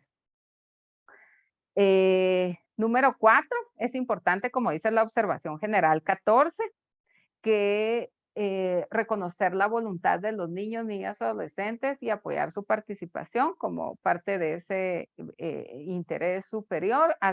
El interés superior del niño hace mención a su opinión, ¿verdad? Y a su participación dentro de los procesos, al menos con base a su edad y a su capacidad de poderlo compartir, ¿verdad? Número 5, integrar ejes o temas transversales, ¿verdad? Como sabemos, el género afecta a la migración desde sus causas hasta las formas de vivir los procesos. Los riesgos y las necesidades de una joven mujer de 15 años pueden ser muy diferentes a las de un joven de la misma edad. Sumado al género, debemos pensar en los grupos étnicos y en el tema de discapacidad. No recuerdo si era la licenciada Indira o Alba Leticia mencionaba el joven que tenía una promesa de no sé cuántos de salario, ¿verdad? Y por eso debía regresar. Pero ¿qué pasa con la joven que yo les menciono que fue en un proceso de enamoramiento, lo voy a decir entre comillas, con el coyote, ¿verdad? Entonces muchas de las causas y muchos de los procesos y mucho del impacto depende mucho también del género y también de todos esos temas transversales que debemos de considerar, como el tema de discapacidad, entre otros. Número 6, es importante que como gobierno, pero también como ONGs y como sociedad civil en general y en especial en las áreas locales o en los gobiernos locales, fortalezcamos y veamos elementos para prevenir la migración insegura y proteger de forma diferenciada acorde a cada necesidad, ¿verdad? Aquí entra también el fortalecimiento de los mecanismos de protección basados en la comunidad. Como se trata de hacer campañas de no migrar, de ten cuidado, de aquí están tus sueños, pero también deberíamos de incluir o de fortalecer todos esos sistemas locales, ¿verdad? ¿Qué está persiguiendo el joven? ¿Cómo procuramos una seguridad, un mayor acercamiento hacia organizaciones, hacia instancias que vengan a ser fuentes de empleo a esta comunidad también para los jóvenes, por ejemplo, ¿verdad? Como dice, no sé si ustedes conocen el proyecto de Chile Crece Contigo, un ícono en materia de primera infancia, ¿verdad? un proyecto que ha sido digno de ser replicado en otros países, pero básicamente Chile Crece Contigo ha tenido mucho de su éxito en que se ha convertido en una política pública y menciona que hay una serie de engranajes, aquellas tuercas que cuando se mueve una, se mueve la otra y la otra y la otra, y entonces va creando una sincronía en todo ese proceso, porque cada quien está interconectado, aunque tiene algunos objetivos propios. Así debería ser en cuanto a nuestras instancias de gobierno, ONGs, etcétera. Y el número 7, apoyar la programación multisectorial. ¿De qué hablamos con esto? Básicamente es apoyar el trabajo que se hace por los diferentes sectores. Permite abordar los elementos causales de la migración insegura y abordar los problemas de forma más eficaz y integral, viendo, por ejemplo, la educación, los medios de subsistencia, la pobreza infantil, la gobernanza, ¿verdad? Algo que se nos olvida, hablamos de pobreza en general, pero recordemos que los niños, las niñas y los adolescentes están viviendo la pobreza en etapas críticas de su desarrollo a las que no van a poder regresar. Entonces, es muy importante que seamos sensibles con esto. Cuando pensemos en la elaboración de intervenciones, pensemos en estos 7 principios internacionales. No es solo teoría. A mí me gusta pensar que hubieron tanques de pensamiento atrás, así como demoraron, si no mal recuerdo, unos 10 años en la redacción y demás de la Convención de los Derechos del Niño. También me gusta pensar que este tipo de principios han sido muy analizados, vistos desde diferentes perspectivas, así que mejor que tomarlos en cuenta. ¿Perfectos? No, pero totalmente perfectibles, ¿verdad? Y bueno, ahora vamos a tener una iniciación a esas intervenciones que nosotros, o esas consideraciones para la intervención del trabajo social o de otras ciencias sociales que nosotros podemos ir teniendo, ¿verdad? En nuestros trabajos. Una palabra mágica que aparece aquí, gestión de casos. Damaris, sí voy a brindar la asistencia, pero cuando termine la presentación, con mucho gusto. Sí la tengo por ahí, igual el link de la evaluación formativa. Oye, no se preocupe, yo se las comparto. Cuando hablamos de gestión de casos, ¿verdad? ¿De qué hablamos? Bueno, les comento, vamos a ver como más detalles de todo esto en la siguiente clase. Ahorita es como un tipo de introducción, pero la gestión de casos nos permite procesos intencionados, un trabajo multiprofesional, técnico, enfocado en objetivos medibles, alcanzables, etcétera, procurando el bienestar de los niños. ¿Y cómo podemos trabajar esta gestión de casos? Mire, lo que pasa es que nosotros nos coordinamos en la unidad, no sé por dónde empezar, yo sé que yo llevo mi caso, fulanito el otro, y a veces sobreintervenimos el mismo caso, o a veces yo no hice algo, porque pensé que el otro lo iba a hacer, etcétera. Eso pasa constantemente, sobre todo pues en los equipos multiprofesionales, ¿verdad? Yo recuerdo una época en la que trabajé con muchos abogados. Si aquí hay abogados, no tengo nada en contra de los abogados, me caen muy bien, pero en ocasiones pues el abogado estaba tan como cargado con ganar el caso y era muy buena la causa por el bienestar del niño, pero se pasaba llegando ese bienestar, ¿verdad? Al hablar de cierta forma con el niño sobre lo que había sufrido o decírselo a veces en público, ¿verdad? Hay que acordar de hablar todo lo que hizo, ¿verdad?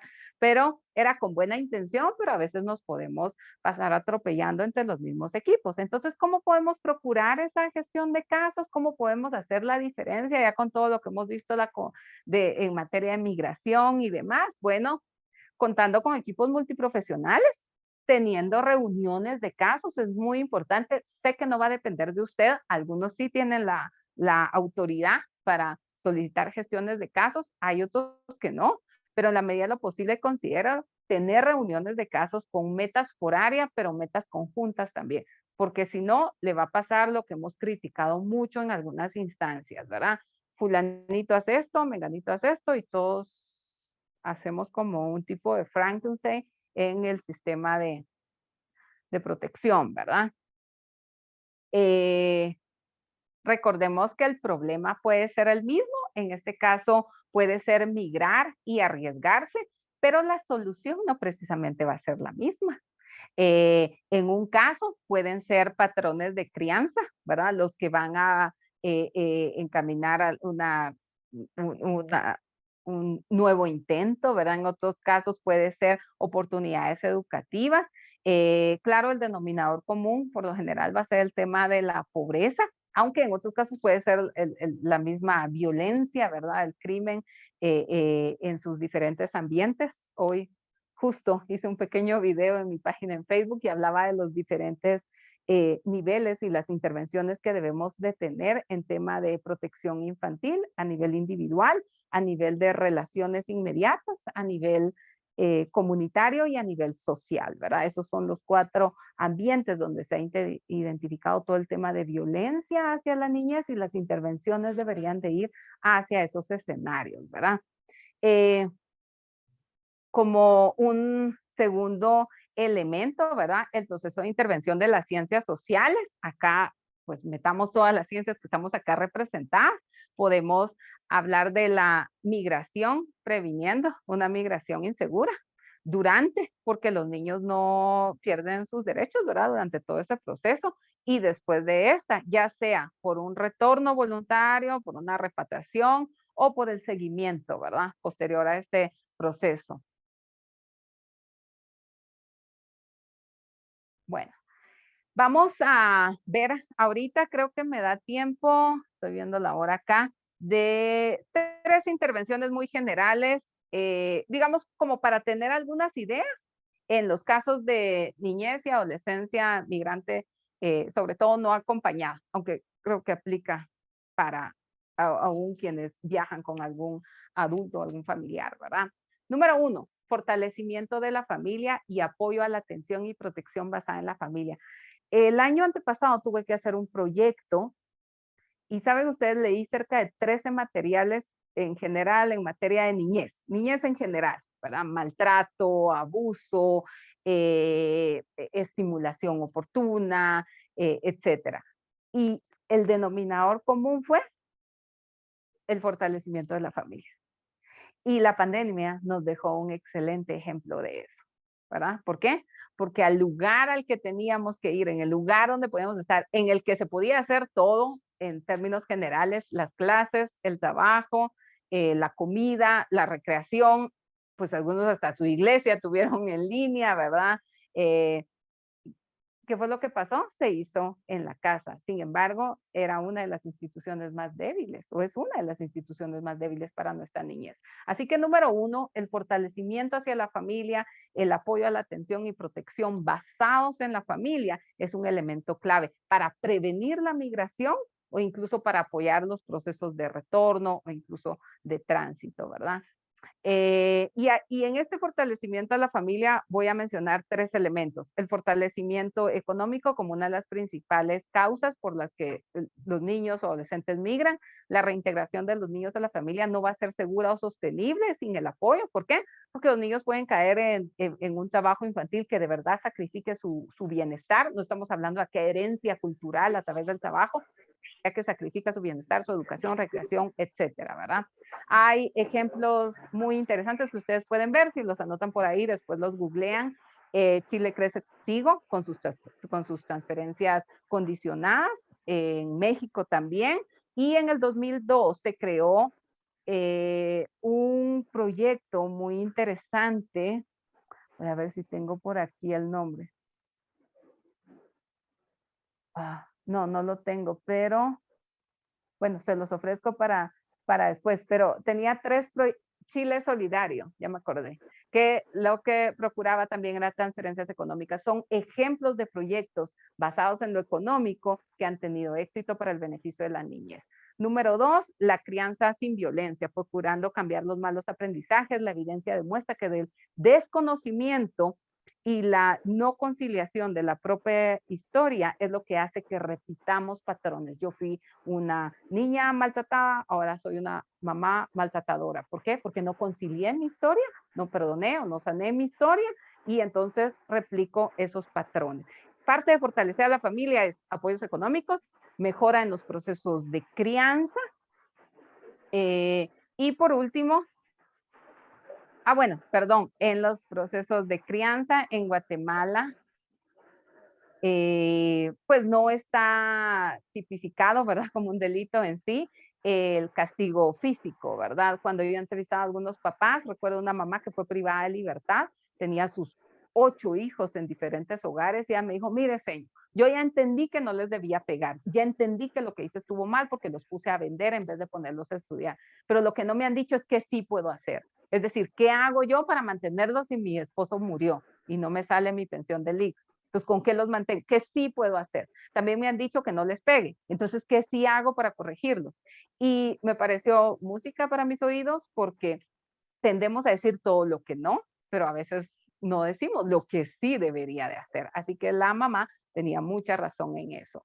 Yo estoy trabajando un material con una colega para tener una guía para padres y mejorar las prácticas de crianza. Creo que eso nos puede ayudar increíble para mitigar y lograr erradicar ese maltrato infantil, esa violencia hacia la niñez también. Y por último, que ustedes ven acá el icono, la promoción y protección social, la asistencia a migrantes entrevistados han indicado que se mueven no solo por mejorar oportunidades de trabajo. Miren qué interesante, esto fue investigación de primera mano de aquellos jóvenes, sobre todo que habían migrado. Y ellos decían, también se mueven porque no tienen acceso a casa, o porque son víctimas de extorsión al poner un negocio, ¿verdad? O porque están en contextos de narcoactividad, narcomenudeo y pandillas, ¿verdad?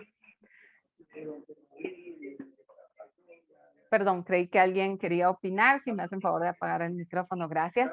La número 2, con esta estaría terminando y voy a dejar un material audiovisual que tenía para nuestra siguiente sesión, apoyar alternativas de cuidado adecuadas especialmente para niños, niñas o adolescentes no acompañados.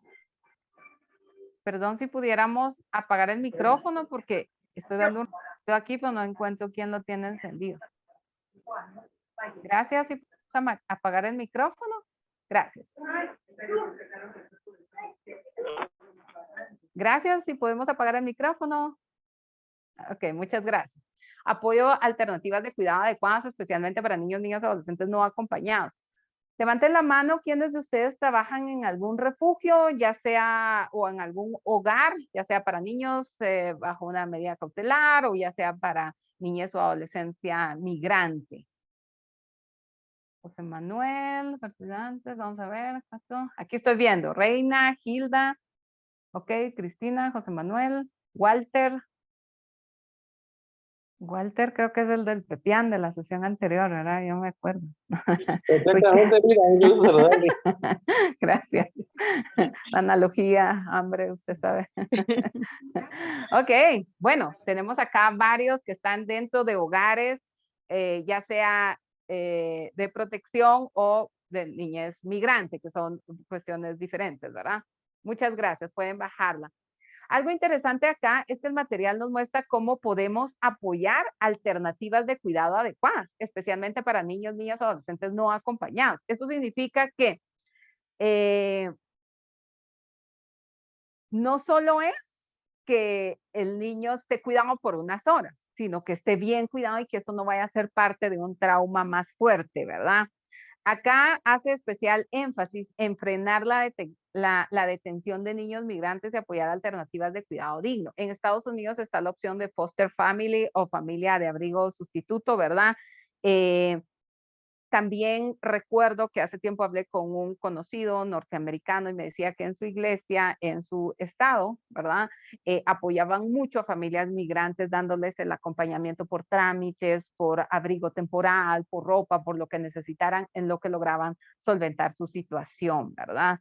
En nuestro contexto también podemos pensar en fortalecer las capacidades de los hogares de guarda o albergues, ¿verdad? Preparar al personal para lo que los niños que van a recibir, o si es con niños guatemaltecos y por orden judicial un niño de otro país tiene que ir a uno de estos hogares, el que pueda haber esa convivencia sana, ¿verdad? La guía también habla de reforzar la aplicación de las normas de calidad en los centros de recepción y tránsito. A mí me encantan, no trabajo para el Consejo Nacional de Adopciones ni nada, pero me encantan sus estándares de cuidado. Estos fueron elaborados, yo creo que por aquí los tengo. Aquí están. Estándares de calidad para la atención de niños, niñas, adolescentes en entidades de abrigo temporal. Es algo bastante robusto, pero me gusta mucho porque tiene un enfoque multidisciplinario. No es, pues como hemos dicho, no es perfecto, pero sí perfectible. Y sé que cada centro puede tener sus propios protocolos, pero a veces nutrirnos de cómo conocer y cómo elevar esos estándares de cuidado nos puede ser de beneficio. Ricardo Gosman y luego Rosa Alemán. Tenemos 5 minutitos, pero por favor, compártanos. Perdón, yo solo voy a bajar la mano porque era cuando había hecho la pregunta. Ok, gracias. ¿Y Rosa? Buenas noches. Fíjese que tal vez no me va a responder totalmente, pero tal vez en la siguiente clase, ¿verdad? Pero mi pregunta es, ¿cuál es la incidencia política que tienen estas rutas para poder solventar o para poder disminuir esta movilización humana? Si hay algún porcentaje estadístico y cuál ha sido la mejor herramienta en pro de esta disminución. Gracias, Rosa, por su inquietud. La verdad, como usted bien dijo, pero no sé si lo voy a dar para otra clase, porque hasta donde yo he investigado, que me encanta la data y los números específicos en materia de niñez, no he encontrado una evidencia cuantitativa concreta de la disminución, más bien sí he encontrado evidencia del aumento de la migración, pero posiblemente tiene que ver con cuál es el fin. Y esta es una pregunta que lanzo a todos para que reflexionemos. ¿Será que el fin de estos protocolos, de estas alianzas, de estas mesas técnicas, de estos convenios a nivel internacional es evitar la migración? ¿O será que es mejorar la calidad de vida en los lugares de origen de las personas en general? Y cuando se desee emigrar o cuando se tenga que emigrar, sea de forma ágil y digna, ¿verdad? Quizás ese es un poquito el cuestionamiento que tenemos que tener. ¿Cuál es la mejor estrategia? No creo que sea una estrategia per se, pero sí le puedo decir que la evidencia ha mostrado en materia de niñez vulnerada en sus derechos o maltrato en general, ¿verdad? En todas sus expresiones, así también como dentro de esa protección especial de la niñez migrante, que el fortalecimiento a la familia es la herramienta o es la intervención por excelencia. Yo he leído y he participado en muchos proyectos sobre jóvenes con algún tipo de sustancia que crea dependencia por casi 7 años en hogares de protección, desde el 2010 con niñez víctima de abuso sexual y de maltrato severo, incluso casos de homicidio hacia hermanitos, etcétera. Y he visto que la intervención por excelencia, Rosa, le puedo decir, es el trabajo con la familia, porque la institución va a estar protegiéndole por 1 año, por 2 años, por 3 años, por 3 meses, por 72 horas.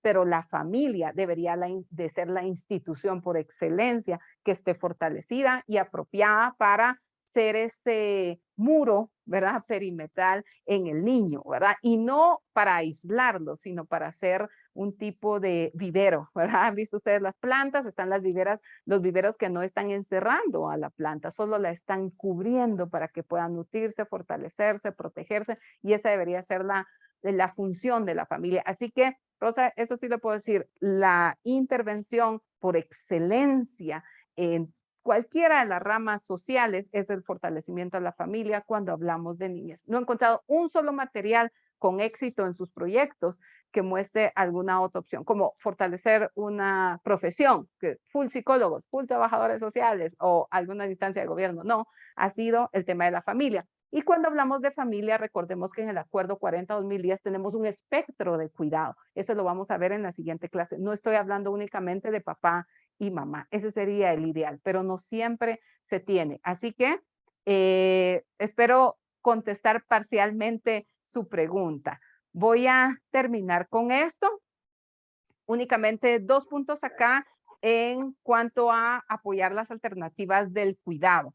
Por un lado, fortalecer las capacidades de los hogares o albergues, ¿verdad? Temporales, ¿verdad?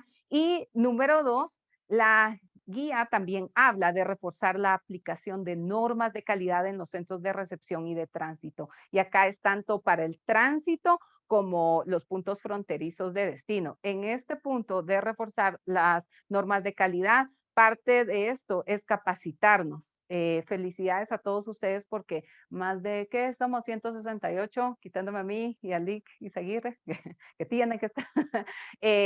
Estamos sacrificando un poquito de cena, un poquito de tiempo de familia, cansados tal vez de la jornada de trabajo. En martes se ha identificado que es uno de los días más laboriosos, incluso más que un lunes, pero ustedes están acá capacitándose, me imagino que muchos por cuenta propia, no porque la institución les solicitó, otros tal vez la institución les orilló a hacerlo, pero felicidades, porque saben ustedes que el Banco Interamericano de Desarrollo identificó 4 elementos para tener un recurso humano de calidad. Número 1, salarios. Sé que todos me van a aplaudir. Número 2, incentivos. Cuando hablo de incentivos, no precisamente a Rosa Alemán le va a incentivar lo mismo que a Walter Osvaldo. Quizá alguien le va a incentivar un vale por un spa, pero a otro le va a incentivar un día de descanso, ¿verdad? Con goce de salario, obviamente, ¿verdad? Entonces, por un lado, los salarios. Número 2, los incentivos. Número 3, la capacitación constante. No es una charla única al año, ¿verdad?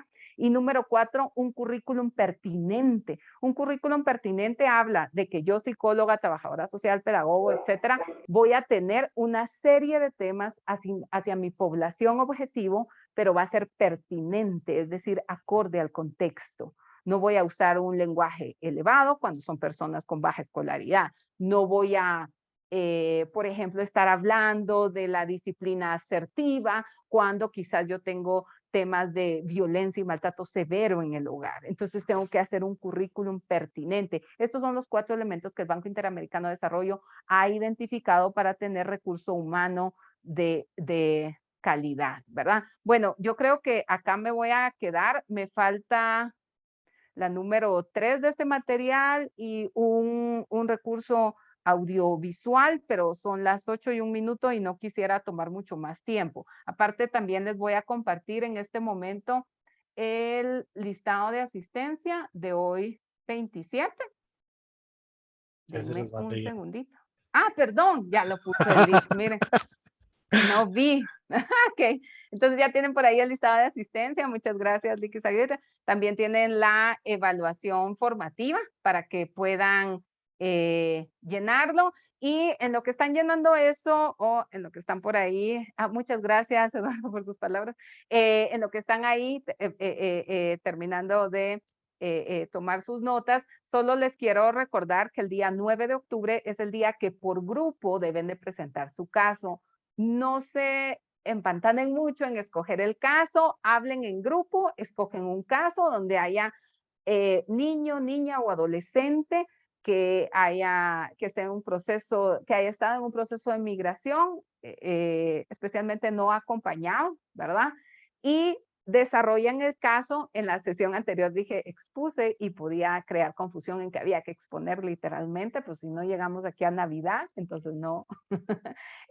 Entonces, más que todo, desarrollan el caso como que fuera un informe biopsicosocial para una audiencia, datos generales, antecedentes del caso, objetivo, breves núcleo familiar, conclusiones, recomendaciones del caso, ¿verdad? Luego, en otro, o sea, otra hoja, ¿verdad?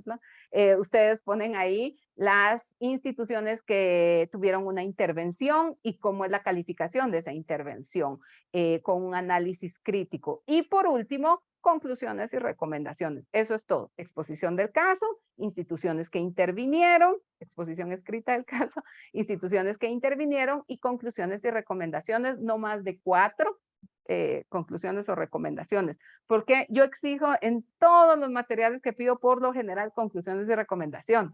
Y muchos me dicen, pues yo siento que estoy redundando, si es lo mismo que ya dije, que no. Sí, pero usted va a sintetizar, imagínese que se lo está expresando algún juez, alguien que toma una decisión, ¿verdad? Entonces, esa capacidad de síntesis, de análisis y esa capacidad de contar el caso sin que parezca una cuestión simple anecdótica, sino voy a calificar forma, y voy a calificar fondo, ¿verdad? También estas direcciones están en plataforma. Ok. Bueno, entonces, perdón, Eduardo Mayorga, no entendí la pregunta. ¿Estas direcciones están en plataforma? Hola, buenas noches. La consulta era si estas direcciones de lo que lleva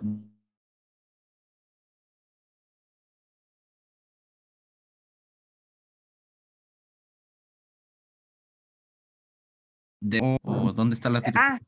Gracias, Eduardo. La verdad, la dirección del curso era, y del módulo específicamente, era que cada grupo creara un caso, analizara las instituciones que intervienen, ¿verdad? Y eso era todo. Eso sí lo pueden encontrar en Moodle, donde está todo el plan del módulo. Ahí lo encuentran y no hay problema. Lo que pasa es que yo quise darles más ideas de cómo presentarlo para que pues no fuera tan complicado, ¿verdad, Eduardo? Entonces, las direcciones generales sí las encuentro en Moodle. Estas cuestiones más específicas que yo les estoy dando es para que se les facilite. Estas las he dicho en cada sesión hoy.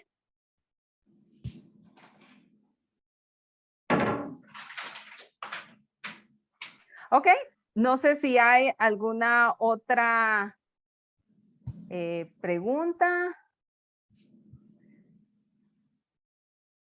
No puedo llenar mi asistencia, dicen acá. Yo tampoco, mencionan.